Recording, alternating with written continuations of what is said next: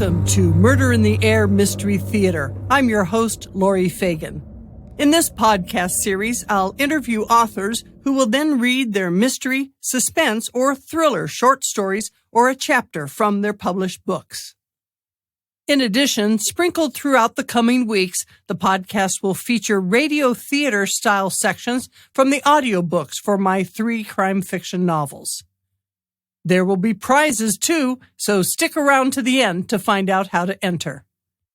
On today's episode, author Margaret Morse of Phoenix, Arizona, reads from her paranormal crime fiction mystery called Murder Casts a Spell. Before she turned to writing fiction, Margaret worked as an attorney for the Maricopa County Public Defender's Office, handling cases in both adult and juvenile court. So it would make sense that she would feature an attorney in her Petra Rakowitz series. Welcome to the show, Margaret. Thanks so much, Laurie. I really appreciate you having me here. I'm so glad we could. Now, Margaret, your writing genres include mystery, suspense, and urban fantasy. Now, 6 of your short stories have been published, 2 in Arizona Attorney and 4 in Sisters in Crime anthologies sponsored by the Desert Sleuths chapter. Your attorney protagonist, Petra, also discovers along the line that she has magical powers. What initially attracted you to the paranormal world? Well, a couple of things. First off, I'm a big fan of urban fantasy writer Jim Butcher. He writes a series called the Dresden series about a magician who lives in Chicago and does all kinds of crazy, wild things. His books are very entertaining, especially as audiobooks. So he kind of inspired me to think that you could write crime fiction with paranormal elements. Also, writing about the paranormal is just plain fun. You can take everyday things and just go beyond the everyday and have fun with things. You can have characters who read minds, who shapeshift, and who levitate. Now, you have to be careful as a paranormal writer not to be too crazy, and you have to set limits on the magic. But it does allow you to explore everything, all kinds of things beyond the normal everyday life. And I totally agree with you about the Jim Butcher series. I love that the Dresden Files as well, and only listen to the audiobooks because of James Marsters, the narrator for that particular series, who just does an awesome job. So, Margaret, a lot of people like to know what your writing process is like. Tell us a little bit about when the best time is for you to write. We get up at a ridiculously early time, like 3 or 4 in the morning, and walk the dogs and do chores. And I procrastinate until finally around 10 o'clock, I think, oh no, it's going to be lunchtime and I haven't written a word. So I get inspired to usually write between 10 a.m. and noon, have lunch, and then I kind of go into a siesta slump time. But I come alive again between about 3 p.m. to 6. I sort of revive. So I have a morning and an afternoon shift for my writing. There you go. Very good. Well, and it just does take time to kind of figure out what is the best schedule for you. What's the most surprising thing you've discovered about writing? I would say it's the way readers react. They find things funny that you didn't know were funny. They find violence upsetting, or they think you don't have enough or you have too much. They like some characters and don't like other characters, and they just surprise you with their reactions. But the reactions are fun, and they teach you about your writing. Good point. So what are you working on next? I'm kind of working on 2 things at one time, which is hard for me. But I'm working on the 4th installment in my Petra Rakowitz series. It involves a man who was cursed, he thinks, by his ex-wife into a bird shape for many years. And when he's returned to human form, a murder occurs, and he becomes a suspect. He's just turned back into a human being. And so Petra has to help him out and try to solve that case. So it involves solving a murder case plus all kinds of magical elements. So I'm having kind of fun with that. I'm about a third of the way through. And I also have another book I've written. It's complete, and it's being sent around to publishers. It's about a reclusive lawyer who gets a vampire as a roommate, and the only way she can get rid of the vampire is to solve the murder and prove that the vampire didn't do it. And it's sort of a light touch on the whole vampire thing. And that's already completed, and it's kind of being sent around right now. Wonderful. That sounds great. So you've been keeping busy, that's for sure. Margaret Morse is now going to read from Murder Casts a Spell. It's a crime fiction book featuring a lawyer sleuth, Petra Rakowitz. She practices criminal law in Phoenix, but a city different from the one you may know. It's a magical place. Wizards and witches live openly alongside non-magicals. At the start of the novel, Petra thinks she has no magic powers. The story opens with Petra going to a justice of the peace court to represent her law firm's investigator, Keegan Flynn. He's accused of harassing his ex-girlfriend. The court is located in a strip mall. We first meet Petra in the parking lot, where an older man in tattered clothes approaches her. The old guy blocked my way to the courthouse. Pockmarks cut into his face. Rips and stains disfigured his shirt. I scanned his ruined face, and our eyes met. Startled when his gray irises turned green, like mine, I paused. He shoved a clipboard at me and mumbled something. The only word I understood was sign. Sign what? I asked. The parking lot asphalt, heated by the desert sun, burned up through my black flats. 2 of his front teeth were missing. He tapped a clipboard with a grimy fingernail. Op, persecution, izzard, he mumbled. I pulled the clipboard from his hands, curious about his agenda. The top sheet had spaces for 20 names. Pranksters had written Harry Potter and Merlin the Magnificent in the first 2 slots. Below these imposters, I recognized the names of 3 colleagues in the criminal defense bar. The statement at the top read, Wizards Against Injustice presents a petition to prohibit discrimination against persons of magic blood in legal proceedings. It's a little vague, I said. My response disappointed him, for his wrinkles turned down. You do have an argument about equal protection under the law. He shook his fist at the largest storefront in the strip mall, formerly Food Giant, now the South Central Phoenix Justice Court. From inside the building, a security guard peered at us. I retrieved a pen from my briefcase. In spite of the imprecision of the wording, I agreed with the sentiments of the petition. Watching me sign, the old man's eyes shone, and all the lines in his face turned up. When I returned the clipboard, he studied my name. He scrunched up his face and made a supreme effort at enunciation. Miss, May, Our Lady, bless you. When he pushed air at me, a draft chilled my skin. I realized he may have sent a spell at me, so I thrust out my arms as if I could send back his magic, although I have no wizard powers. My vision sharpened so much, I saw the pores in his crusty skin. The stains on his shirt formed into jagged wounds that dripped blood. I blinked, wanting to clear the delusion from my eyes. A tingle crept down my arms. My head went giddy, and I tottered. A strong hand gripped my shoulder. Hey, Ernie, that's no way to treat a lady. My tight muscles relaxed at the appearance of Keegan Flynn, the investigator and office manager for my law firm. 6'2" and slender, he had the agile body of a man who landed on his feet. With Keegan's touch, my vision returned to normal. I stood steady, dizziness gone. I think he tried a blessing spell, I said, but it went wrong. I'm okay now. Keegan moved in front of me and confronted the old man. This is a bad place to mess up a spell, Ernie.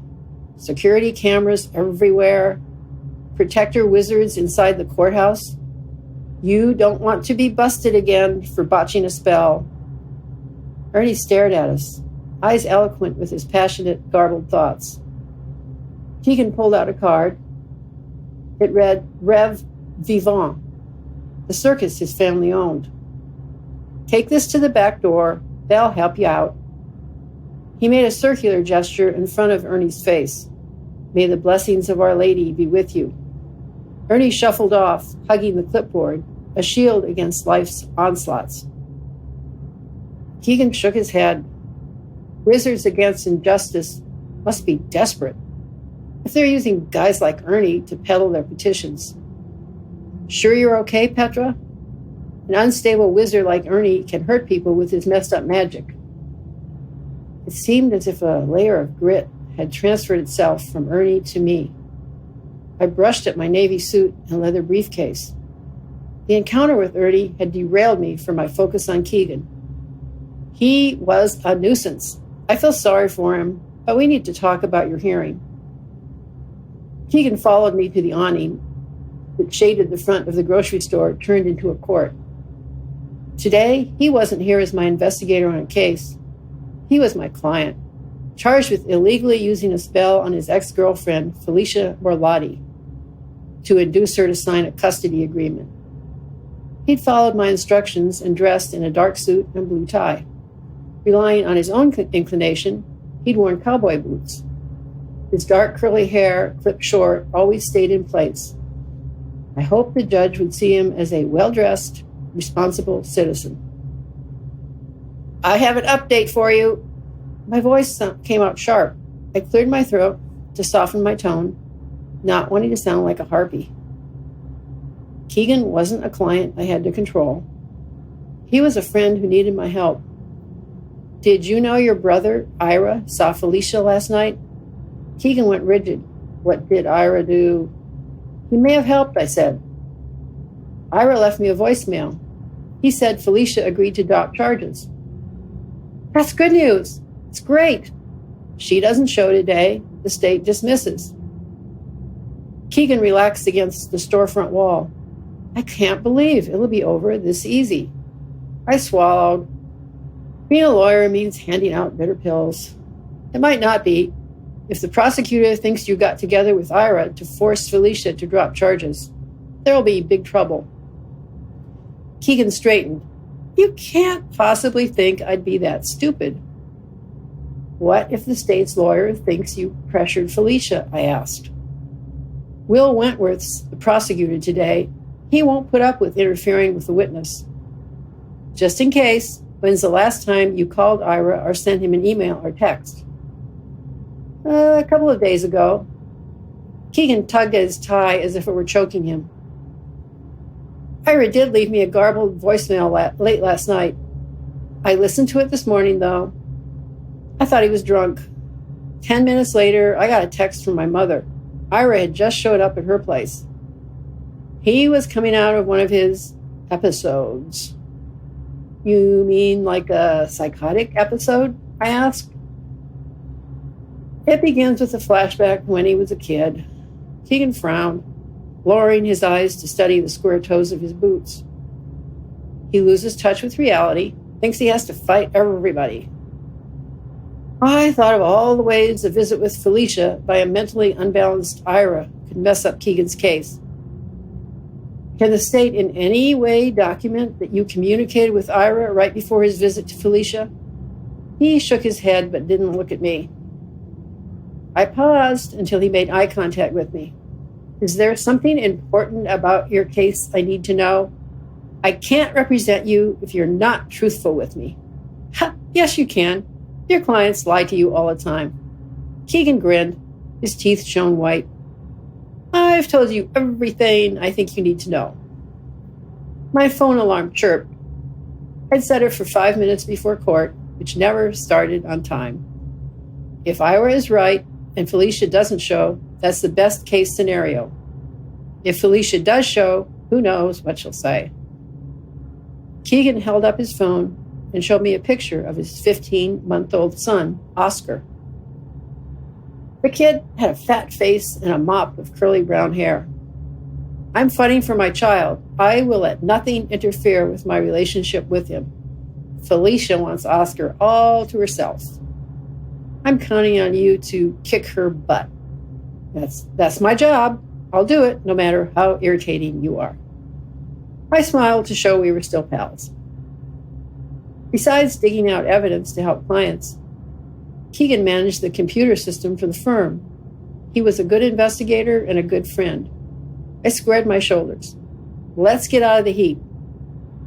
I'll see if I can get any news from the prosecutor. Automatic doors whooshed open. I went left through the electronic checkpoint for non-magicals. Being a wizard, Keegan went right to be wand scanned by security for potions, powders, or magical devices that could disrupt the court. Keegan would have to wear a clear glass pendant that would turn red if he tried any spells. Today I had to fight for Keegan in this remodeled grocery store. Metal benches lined the hall outside the courtroom, packed with men whose hard lives had tattooed their faces with turned-down lines. I left Keegan in front of a stand of brochures. So you're in small claims court, and entered the courtroom, which was filled with people but wasn't in session. The interior had the same plan as a church, with wooden benches like pews and a raised platform in front for the presiding priest, the judge. Voices buzzed from the scruffy occupants of the benches. To the right of the judge's seat, a chain gang of inmates sat hunched in the jury box. A chunky man, shaved head shining under a fluorescent light, stood up in front from the prosecutor's table. He scanned the crowd, his steely cop's eyes stopping at me. He approached, and I extended a hand. Detective Snyder, good to see you. You too, counselor. I hear we'll be crossing swords over Keegan Flynn. I had my wits sharpened this morning, I said. A ripple went over his lips, which I'd learned was his version of a smile. Got a voicemail from the victim. Said she wanted to drop charges. You might get lucky with a no-show. My insides unwound. Maybe Ira had talked Felicia into dropping the case. I'd been afraid to believe he'd been successful. You never know in these ex-girlfriend cases, I said. Over at the prosecutor's table, I grinned at Will Wentworth, whom I'd known since my days as a public defender. I tapped Keegan's file. From what Snyder says, you might not have to spend much time on this case. Victim Felicia Morlatti doesn't show, you dismiss. We all leave a little early. Miss Morlatti called my office twice while I was in court this morning, Will said. Claims she changed her mind about pressing charges. You know anything about that? I certainly haven't talked to her, I said.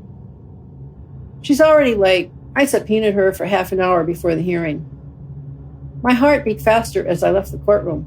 Maybe I would get the case dismissed. In the waiting area, Keegan stopped pacing and looked at me with brows raised. There's a glimmer of hope, I said. Felicia has called the cop and the prosecutor, saying she wants to drop charges. You know her pretty well. What do you think she'll do? He made a sour face. She'll do whatever is most annoying. Let's sit down. I patted the bench, already warm from other bottoms. Every case I've ever had in this court has started late. I got out my laptop and reviewed a legal memo on whether the cops had honored a client's request for his attorney. My mind went numb from the legal jargon. 1 hour after the scheduled time for Keegan's case, Detective Snyder left the courthouse and strode out, not looking at us. Looks like he got a hot call. I hoped it meant Snyder wasn't needed anymore on Keegan's case. I began working on a motion to suppress. The thought that Keegan hadn't told me everything was an itch in the back of my head. I couldn't scratch away. Unable to concentrate, I shut the computer. 5 people left the courtroom. Looks like that hearing is finished, I said. I'm going to see if I can find out anything. Before I could move, Snyder charged in through the front door, bypassing the security check. A uniformed cop stomped after him. Snyder pushed a palm at me as if he were stopping traffic. Miss Rakowitz, step aside. Keegan Flynn, you're under arrest. Keegan went rigid. You're crazy. My mind raced with possible charges, from threatening to interfering with judicial proceedings. I held my place next to Keegan. My client chooses to remain silent. What is the exact charge? Snyder fixed hard cop eyes on Keegan. The murder of Felicia Morlatti. A spasm disfigured Keegan's face. I wished to comfort him because he was in anguish, but the uniformed cop clamped onto Keegan's arm. Keegan slammed his forehead onto the cinder block wall and moaned, "Felicia, Felicia." I tugged at Keegan's sleeve. "Don't fight them. It won't help." At my touch, Keegan shuddered and went limp, and the cop cuffed him. I didn't believe Keegan killed Felicia. His surprise and relief looked genuine when I told him she was going to drop charges. He wasn't a good enough actor to fake such a natural reaction. If he'd kept secrets from me, it was probably about something that would now seem trivial. Charged up with adrenaline, I needed to do something for him, so I got in Snyder's face. "What kind of evidence do you have?" He clamped onto Keegan's shoulder. "I've got plenty."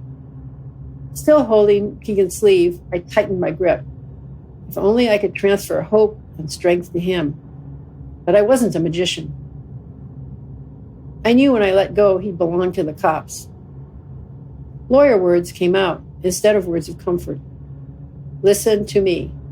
Keep your mouth shut. Don't say a word." I released him and pointed a finger in Snyder's face. He's invoking his right to remain silent and wants a lawyer. "You're my lawyer." Keegan's voice would stretch thin. It was my turn to swallow a bitter pill. "I can't. I'm not death qualified. I'll let your family know they need to hire someone. I'll stand in until they get a death penalty lawyer." At my mention of the death penalty, Keegan's face froze in its grimace. He had shut himself off from me. Snyder and the cop propelled him out of the building. Thank you so much, Margaret. And that is the end of the first chapter of the paranormal crime fiction novel called Murder Casts a Spell by Margaret Morse. Margaret Morse is also a founding member of the Murder and Magic Fiction Lovers Bistro group on Facebook, and her novels are on Amazon. You can find out more at margaretmorseauthor.com, and the details are in the show notes. Come back next time when on episode number 4, you'll hear more segments from Frightful Funhouse from the crime fiction novel Fade Out. And on episode number 5, join us when author Howard Gershkowitz will read from his medical thriller, Not on My Watch. If you are listening on the podcast platform of your choice, please subscribe and leave a review or provide us with some feedback. If you're on YouTube at Read Laurie Fagen, please subscribe, give us a thumbs up, and click on the bell to be notified when a new episode has been released. And for more freebies, check out our Patreon page at Murder in the Air Mystery Theater. Remember I mentioned prizes? At the end of each of these Murder in the Air podcasts, we'll have a drawing for a prize from those who follow Read Laurie Fagen on Facebook or Instagram, and in the comment, write murder to be entered in a drawing. We'll have drawings for free ebooks, chances to win your name in a novel, and other fun items. So go to Facebook or Instagram, follow Read Laurie Fagen, and write murder in the comment. For more information, you can visit readlauriefagen.com. Thanks so much for listening, and come back again for more Murder in the Air.